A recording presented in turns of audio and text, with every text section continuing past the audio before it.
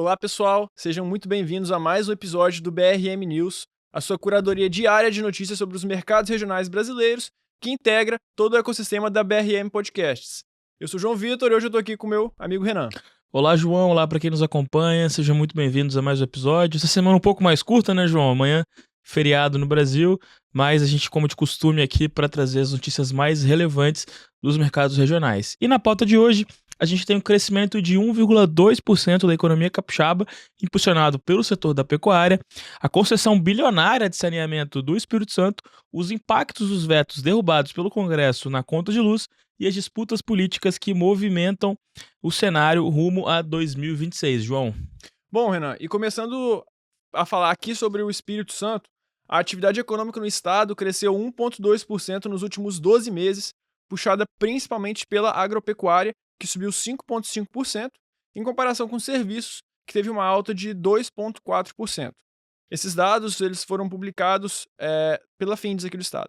Apesar desses bons números, o recorte do primeiro trimestre de 25 ele foi negativo, uma queda de 1,2% frente ao mesmo período de 2024.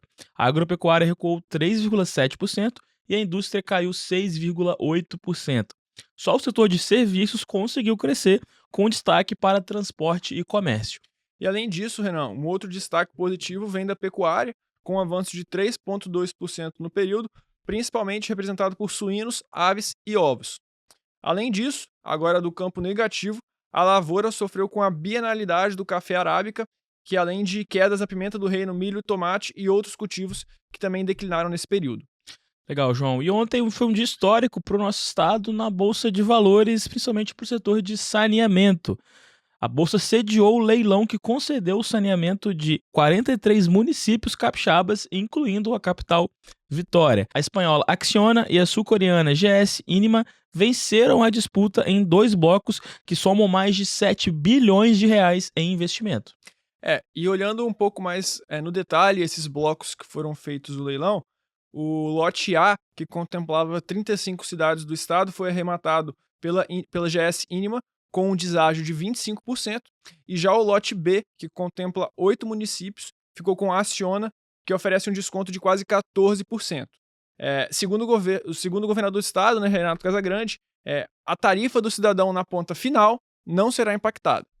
E destaque porque a gente teve uma novidade relacionada aos grandes marcos desse projeto, que é a antecipação da despoluição da Baía de Vitória para 2027. A obra já está contratada para a região metropolitana e a universalização em cidades como Vila Velha e Cariacica vão acelerar esse processo. Agora, falando do cenário político no Brasil, o governo Lula sofreu uma nova derrota no Congresso.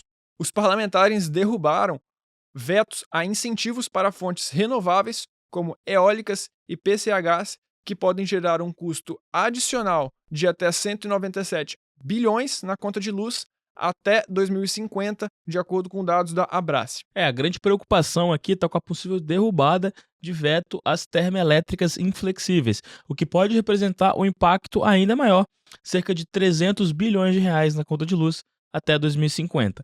A Frente Nacional dos Consumidores de Energia estuda levar o caso ao STF. Já no setor de petróleo, o leilão da ANP consagrou a margem equatorial como a nova fronteira de exploração no Brasil. Foram arrecadados quase R$ 1 bilhão em bônus, com destaque para a Foz do Amazonas. As empresas que lideraram os lances foram a Petrobras, Exxon e Chevron. E no fronte fiscal temos novos capítulos da novela que o governo Lula segue frente à tributação de ativos do mercado financeiro. O governo quer novamente revisar a isenção de imposto de renda sobre LCI e LCA. Segundo o Tesouro, os 10 maiores investidores concentram 12 bilhões de reais nesses papéis, com pouca efetividade na destinação ao setor produtivo. A proposta do governo é aplicar uma alíquota de 5% para corrigir essa distorção. Lembrando que essa proposta do governo com alíquota de 5% não incidiria sobre o estoque do que já foi emitido e teria impacto nas novas emissões a partir do ano que vem. A gente precisa entender se nos próximos passos haverá algum tipo de veto por parte do Congresso com essas medidas apresentadas pelo governo. E agora uma outra pauta, aqui no Brasil ainda, a Polícia Federal indiciou Carlos Bolsonaro, Alexandre Ramagem e outras 34 pessoas no caso ABIN Paralelo. Embora o nome do ex-presidente Jair Bolsonaro não esteja na lista, o relatório aponta indícios de uma conduta criminosa por parte do ex-presidente. A investigação apura o uso da estrutura da ABIN para espionagem e blindagem de aliados durante o governo Bolsonaro. A defesa do ex-ministro Anderson Torres, inclusive, tenta usar contradições em depoimentos para fortalecer a sua tese nessa suposta trama. O Congresso também aprovou uma nova resolução que mantém sem rastreabilidade as emendas da SRI, Secretaria das Relações Institucionais, negociadas por Gleisi Hoffmann. A medida blinda os repasses do chamado Orçamento Secreto da Saúde. Enquanto isso, Tarcísio de Freitas, governador do estado de São Paulo, ensaia sua candidatura ao Planalto em 2026. Em evento recente, Tarcísio repetiu slogans e bordões de Jair Bolsonaro, ex-presidente, com quem vem alinhando sua retórica eleitoral. A grande verdade é que 2026 já começou e a gente precisa acompanhar de perto esses passos que os candidatos, estão seguindo a partir de agora. Sobretudo do atual presidente, que vem numa luta ferrenha para conseguir recuperar a popularidade e que até as pesquisas recentes que saíram ainda não mostram um grande efeito na popularidade pelas medidas populistas que foram anunciadas, como a conta de energia e a questão do auxílio do gás. Para os próximos meses, esse vai ser um ponto que vai chamar muita atenção no mercado e que com certeza a gente vai continuar mantendo vocês atualizados nos próximos episódios. E no mercado financeiro, João, o pregão do Ibovespa, nosso índice doméstico aqui do Brasil, recuou 0,30% no dia de ontem, refletindo a tensão geopolítica entre Irã e Israel. O dólar, por outro lado, subiu 0,23% e fechou a 5,49. Mas a grande notícia do dia de hoje é a reunião do Copom, mais uma reunião para a decisão de taxa de juros aqui no Brasil. Qual que é a expectativa, João, que o mercado e os grandes players têm sobre a reunião de hoje? Além da decisão de juros aqui no Brasil, também vai acontecer a decisão de juros nos Estados Unidos. Hoje é dia de super quarta. Então a expectativa aqui no Brasil é de uma... Não existe um consenso em relação a isso. A taxa hoje está situada em 14,75. E a decisão de hoje ela é muito aguardada para entender se ainda haverá um novo aumento residual de 0,25% na nossa taxa Selic para atingir os 15%, ou se os membros eles vão manter por deixar a taxa inalterada.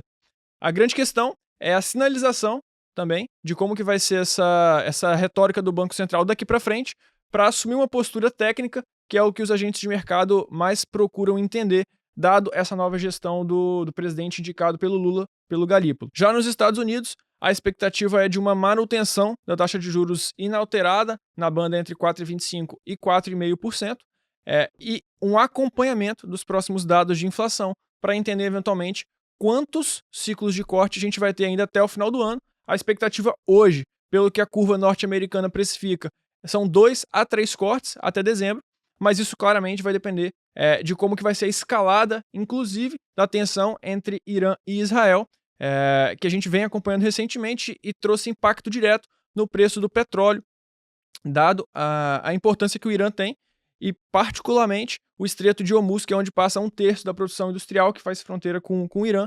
Então, naturalmente, o petróleo ele respondeu a esses novos ataques que estão sendo feitos e já sobe mais de 10% nessas últimas 2 semanas, com toda essa tensão que vem pairando nos mercados internacionais. Maravilha, João. Com certeza, no próximo episódio, a gente vai trazer um detalhamento bem mais profundo sobre o impacto das decisões de juros aqui no Brasil e nos Estados Unidos. E antes de encerrar aqui o nosso episódio de hoje foi dia de Data Business Varejo, um evento que aconteceu no Cinemark do Shopping Vitória, e o evento tem um mote de debater, reunir especialistas, líderes empresariais e grandes marcas para a gente poder falar sobre o futuro do varejo capixaba. Então a gente está falando aqui de transformação digital, expansão do setor, papel do turismo e estratégias para crescer em um mercado competitivo. A gente sabe que o varejo não é um mercado simples de atuar, e por isso a importância de reunir grandes especialistas, grandes nomes do setor e debater o futuro desse setor, que é muito importante para a nossa economia, João. Exato, Renan. E assim nós vamos encaminhando para o encerramento de mais uma edição do BRM News. Obrigado a todos vocês que nos acompanharam em mais um episódio. Não deixe de nos seguir para ficar por dentro de todas as novidades, tanto no YouTube quanto no Spotify. E até o próximo episódio. Forte abraço, pessoal.